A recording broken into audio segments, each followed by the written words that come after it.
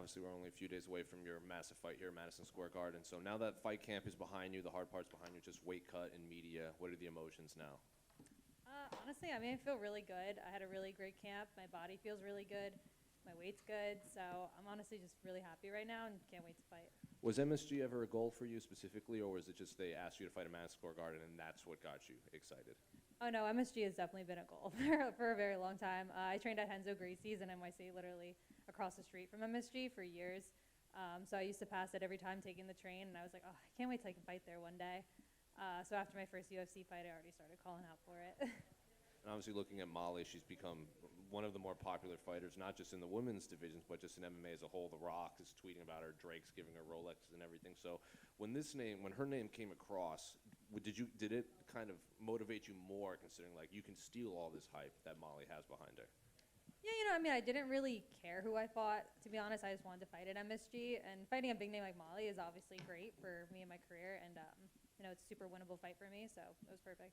What do you make of her last few performances? Obviously, she's got those knockouts with a spinning back elbow, but I would assume now it happens twice in a row, you know to look for it. Yeah, I mean, of course, you have to be aware of it. You have to be aware of anyone who's kind of been consistently doing something. I mean, you can't think it and stuff like that, but yeah, I mean, she's been on a good winning streak. I've been on a good winning streak myself, so I think it's a great fight for both of us. What do you make of her grappling at all? Because obviously she comes from a boxing background. She's winning with this spectacular spinning elbows, but what do you make of the other side of her skill set? She's definitely primarily a striker, but I mean, I've watched a bunch of her fights. She's definitely not scared to like go for takedowns and work on the ground. I mean, I think I'm far superior there, and I think I'm just better overall everywhere. But I mean, she's a fighter and she's willing to fight anywhere, and she doesn't give up. So I'm not gonna totally downplay that. And unrelated to your fight, I've been asking everyone at Media Day this. This is Frank Edgar's last fight in his MMA career. So were you a fan of his coming up? Do you have any memories of Frank Edgar, watching him or just being around him? Oh, definitely. I mean, he was a Jersey guy, and my dad was a big UFC fan before I even really started training. So he was always watching him fight. So I kind of have a lot of memories of watching him fight with my dad, because my dad was like, oh, come watch him. He's from Jersey. So he's definitely held it down for our state. Do you have any thoughts on the main event between Izzy and Alex? I mean, I think it's a super interesting fight, considering Alex beat him twice, I believe, already. And I mean, obviously it's a different sport, but I mean, it's what Adesanya's strong at and what he's been beating everyone with, his striking. So I think it's definitely an interesting fight. I'm curious how Adesanya is going to approach it, if he's going to maybe try to grapple someone that has beat him striking before. Erin over here. Yeah. Erin over here. Oh, sorry. Yeah. It's okay. So Molly was in there earlier, and she was up there for a long time, and I think there might have been one question about you. That said, do you think she might be overlooking you? I mean, I think it'd be silly of her to overlook me. I mean, I'm ranked ahead of her. I know I'm younger and she has a couple more fights than me, but I don't really care what she's thinking. I know what I've done, and I know what I can do when I get in there. And obviously she's got back-to-back spinning knockouts. One, sometimes people call it fluke. 2 in a row, starts becoming a trend. Is that something you had to add into your training to get ready for something like that? Yeah, I mean, of course. I mean, whenever you're fighting anybody, I mean, that's kind of been hyped up because it's very like flashy move, But anyone you fight usually has tendencies and things they're good at or they're bad at. So I mean, it's definitely something we've watched and are prepared for. But yeah, that's it. So an ongoing joke with a preview show that I do is we always mention that you have one loss, and I always have to correct them and says that one loss was a fight that I thought you clearly won. That was against Tracy Cortez. Is she on your radar at all to get that loss back? I mean, I'm not gonna like hunt her down for it. I think it will definitely come because we're very close in the rankings.